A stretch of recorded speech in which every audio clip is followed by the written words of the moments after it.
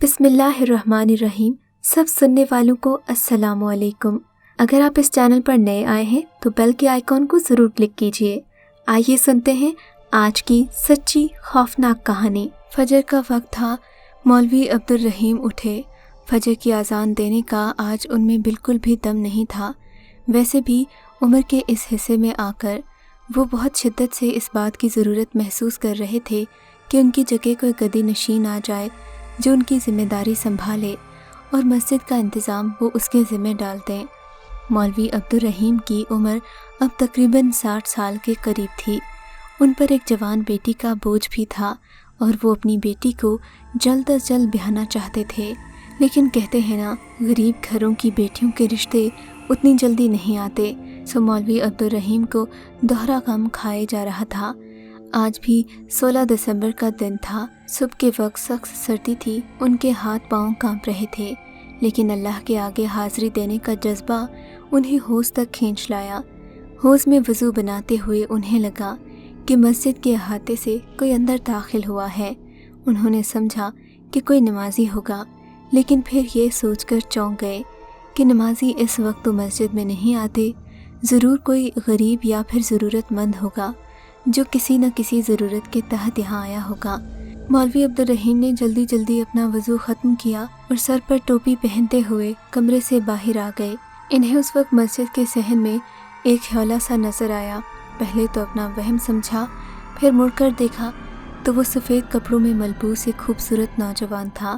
نوجوان کے چہرے پر ہلکی داڑھی تھی اور وہ کسی سوچ میں گم مسجد کے صحن میں کھڑا تھا۔ مولوی عبدالرحیم کو اس پر حیرت ہوئی۔ انہوں نے اسے مخاطب کیا تو وہ چونک پڑا۔ مولوی عبدالرحیم اس کے قریب گئے، اسے سلام کیا۔ نوجوان نے ادب سے سر جھکا کر انہیں سلام کا جواب دیا اور کہنے لگا، مولوی صاحب، کیا مجھے یہاں پر آج رات پناہ مل جائے گی؟ رات کے 3 بجے کا وقت تھا، سردیوں کے دن تھے۔ مولوی عبدالرحیم کا دل نہ چاہا کہ وہ اسے یہاں سے لوٹا دیں، کیونکہ کسی انسان کی مدد کرنا بھی عبادت کے زمرے میں آتا ہے، مگر مولوی عبدالرحیم کو کیا پتہ تھا کہ یہ معاملہ قدرے مختلف ہے۔ بہرحال انہوں نے امتیاز نامی اس نوجوان کو مسجد کے اندر آنے کی اجازت دے دی۔ امتیاز کے ساتھ ایک چھوٹا سا سفری بیگ بھی تھا، جسے دیکھ کر مولوی عبدالرحیم سمجھ گئے تھے کہ یہ کسی پناہ گاہ کی تلاش میں ہے۔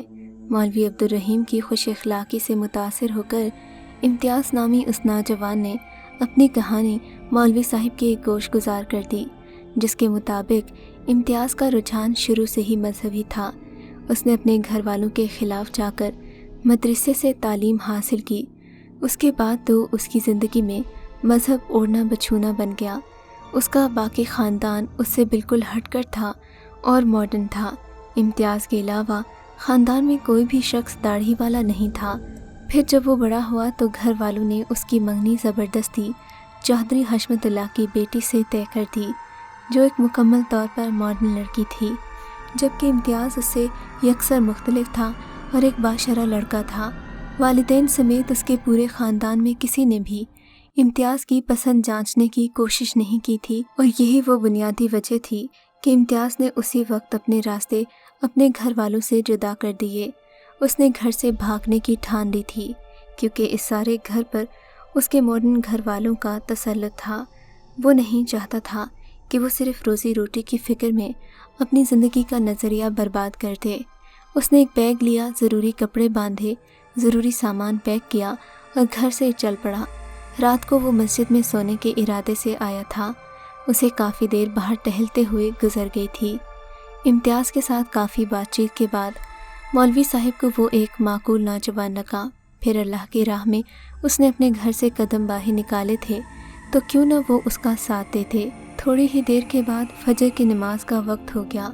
مولوی صاحب نے امتیاز کو تسلی دی اور کہا کہ پریشانی کی کوئی بات نہیں، وہ جب تک چاہے یہاں رہ سکتا ہے۔ ویسے بھی وہ دینی تعلیم سے واقف تھا، مسجد میں کوئی نہ کوئی ڈیوٹی تو سر انجام دے سکتا تھا۔ جماعت سے فارغ ہونے کے بعد جب سبھی نمازی چلے گئے تو امتیاز دن چڑھنے کا انتظار کرنے لگا۔ اگرچہ مولوی صاحب نے خلوص سے اسے یہاں رکنے کی دعوت تو دی تھی، لیکن وہ مسجد سے نکل کر اپنے مستقل ٹھکانے کا بندوبست کرنا چاہتا تھا۔ امام صاحب نے امتیاز کے مذہبی حلیے سے اس کی باشرہ زندگی کا اندازہ بھی لگا لیا تھا۔ یہی وجہ تھی کہ ان کے دل میں امتیاز کے لیے ایک نرم گوشہ پیدا ہو گیا تھا۔ امام صاحب نے نماز کے بعد تلاوت کی۔ تلاوت سے فارغ ہو کر امتیاز کو اپنے پاس بلایا، اس سے باقی حال احوال دریافت کیے۔ دوبارہ وہی باتیں پوچھیں جو انہوں نے امتیاز سے پہلے دریافت کی تھیں، یہ پرکھنے کے لیے کہ گویا امتیاز سچ بول رہا تھا یا جھوٹ۔ امام صاحب کو امتیاز کی باتوں میں سچائی نظر آئی۔ انہوں نے اسے مسجد کی خدمت اور فرائض منصبی کی انجام دہی کے لیے اپنی خدمات سر انجام دینے کی پیشکش کی۔ انہوں نے امتیاز کو کچھ پیسے بھی دیے اور کہا کہ آج کے دن وہ کہیں نہ جائے اور اسے اپنے فیصلے کے بارے میں وہ عشاء کے بعد بتا دیں گے۔ امتیاز پورا دن مسجد میں رہا، 5 وقت کی نماز جماعت سے ادا کی، اقامت بھی کہتا رہا، جس سے امام صاحب کے دل میں اس کے لیے اور بھی نرم گوشہ پیدا ہو گیا۔ شام کو امام صاحب نے امتیاز کو اپنے حجرے میں بلایا اور کہا، امتیاز، تم بہت اچھے اور معقول نوجوان ہو، ہماری مسجد کو تمہیں جیسے لوگوں کی ضرورت ہے، اگر تم برا نہ مانو تو میں تمہیں مسجد کا خادم مامور کر دوں۔ امام صاحب کی پیشکش کو امتیاز نے خوش دلی سے قبول کر لیا، لیکن لاکھ وہ ان کے قریب سہی، ان کے گھر میں جوان بیٹیوں کی موجودگی کی وجہ سے وہ اسے اپنے گھر کے حجرے میں پناہ نہیں دے پائے، بلکہ اس کا الگ رہائش کا بندوبست کر دیا۔ امتیاز بطریق احسن مسجد کے تمام فرائض منصبی انجام دینے لگا۔ امام صاحب کو اللہ تعالیٰ نے اولاد میں 3 بیٹیوں سے نواز رکھا تھا، جن میں سے 2 اپنے پیا کے گھر سدھار گئی تھیں، جبکہ ان کی سب سے چھوٹی اور آخری لاڈلی بیٹی بھی اپنے نصیب کے انتظار میں گھر بیٹھی تھی۔ امام صاحب کو اپنی چھوٹی اور لاڈلی بیٹی کے لیے کسی شریف اور نیک گھر داماد کی ضرورت تھی، جبکہ کل سے امتیاز سے ملنے کے بعد امتیاز صاحب وہ سوچ رہے تھے کہ امتیاز میں وہ تمام روپ موجود تھے جسے امام صاحب کو اپنے داماد میں دیکھنے کی چاہت تھی۔ امتیاز کو جو بھی کام امام صاحب سونپتے وہ نہایت ہی خوش دلی سے انجام دیتا، لیکن خاص بات تو یہ تھی کہ وہ سارے کام پلک جھپکتے میں کر لیتا۔ امام صاحب کو امتیاز کی اس پھرتی پر حیرت ہوتی کہ جتنا زیادہ کام وہ اسے سونپتے، امتیاز اتنا ہی جلد اسے نپٹا دیتا۔ ایک دن جمعے کا دن تھا۔ امام صاحب نے اپنی تسلی کو مضبوط کرنے کے لیے امتیاز کو حکم دیا کہ آج جمعے کا دن ہے، نمازیوں کو عبادت میں کسی قسم کی ناگواری نہیں گزرنی چاہیے۔ آج تم ساری جائے نمازیں قالینیں دھو دینا۔ حالانکہ یہ 1 سے زائد ہفتے کا کام تھا، لیکن امام صاحب اس کی قوت کو جانچنے کے لیے خود آنکھوں سے دیکھنا چاہتے تھے کہ جو بات وہ سوچ رہے ہیں آیا وہی معاملہ ہے یا پھر یہ ان کا وہم ہے۔ لیکن امام صاحب کی اس وقت حیرت کی انتہا نہ رہی جب 1 گھنٹے بعد دوبارہ وہ مسجد میں آئے تو دیکھا کہ امتیاز نے سب کچھ صاف کر دیا تھا۔ مسجد کی قالینیں دھلی ہوئی تھیں، جبکہ ساری مسجد صاف ستھری تھی اور ایک خاص قسم کی خوشبو سے مہک رہی تھی۔ اب امام صاحب کا شک یقین میں بدل گیا کہ ضرور کوئی نہ کوئی طاقت امتیاز کے ساتھ ہے، ورنہ ایسا ممکن نہیں تھا۔ لیکن مولوی صاحب نے امتیاز کی اس خصوصیت کو بزرگی اور تقوی پر تعبیر کیا۔ اب امام صاحب گزرتے دنوں کے ساتھ ساتھ اس خواہش کو اپنے دل میں بڑھاتے جا رہے تھے کہ وہ اپنی بیٹی کے لیے امتیاز کو ہی گھر داماد بنا لیں، لیکن کچھ معاملات ابھی بھی ایسے تھے جن پر ان کی تصدیق ضروری تھی۔ امام صاحب کی بیٹی خوبصورت اور صوم و صلات کی پابند تھی، اسے بھی امتیاز جیسے نیک اور ایماندار جیون ساتھی کی ضرورت تھی۔ بالآخر امام صاحب نے زیادہ سوچ بچار نہ کرنے کی بجائے ایک دن اسے صاف کہہ دیا، بیٹے اگر تم برا نہ مانو تو میں اپنی چھوٹی بیٹی کا ہاتھ تمہارے ہاتھ میں دینا چاہتا ہوں۔ یہ بات سن کر امتیاز کی تو خوشی کی انتہا نہ رہی۔ امتیاز کو بھی بظاہر ایسی ہی لڑکی کی ضرورت تھی جس کا مزاج اس کے مزاج سے ملتا ہو۔ اس نے امام صاحب کا شکریہ ادا کیا اور امام صاحب نے بھی اسے شاباش دی کہ وہ ان کا مان زندگی بھر برقرار رکھے گا۔ مولوی صاحب امتیاز کے فیصلے سے بہت خوش تھے، لیکن وہ چاہتے تھے کہ امتیاز کسی قسم کے دباؤ یا پھر احسان کے بوجھ تلے دب کر فیصلہ نہ کرے، بلکہ اپنی مرضی اور پسند سے ان کی بیٹی کو شریک حیات بنائے۔ انہوں نے امتیاز سے کہا، میں چاہتا ہوں کہ شادی سے پہلے ایک بار تم میری بیٹی کو آمنے سامنے دیکھ لو، ایسا نہ ہو کہ بعد میں تمہیں کسی قسم کا مسئلہ پیش آئے اور تم شکوہ کرو کہ میں نے تمہارے ساتھ اچھا نہیں کیا۔ یہ کہتے ہوئے امام صاحب نے اپنی بیٹی کو امتیاز کے سامنے بلایا تاکہ لڑکا لڑکی ایک دوسرے کو پسند کر سکیں، لیکن جو ہی امام صاحب کی بیٹی امتیاز کے سامنے آئی تو امتیاز کو دیکھتے ہی امام صاحب کی بیٹی کی حالت غیر ہو گئی۔ وہ بے ہوش ہو کر زمین پر گر گئی۔ بیٹی کا باپ ہونے کے ناطے یہ دیکھتے ہی امام صاحب پریشان ہو گئے۔ انہوں نے نہ جانے کیا کیا وسوسے اپنے دل میں پال لیے کہ ساری رات بے قراری میں جاگ کر گزار دی۔ امتیاز کے سامنے وہ بہت شرمندہ ہوئے کہ نہ جانے وہ ان کے بارے میں کیا سوچ رہا ہوگا۔ انہوں نے اسے واپس مسجد جانے کا حکم دیا۔ وہ اپنے کاموں میں مصروف ہو گیا۔ کچھ دن کے بعد امام صاحب کی بیٹی کی حالت بنا کسی دوا کے بہتر ہو گئی۔ انہوں نے دوبارہ امتیاز کو اپنے حجرے میں بلایا، اپنی خواہش بتائی، پھر کہا کہ تم لوگ ایک بار آرام سے مل لو تاکہ ایک دوسرے کو جان لو۔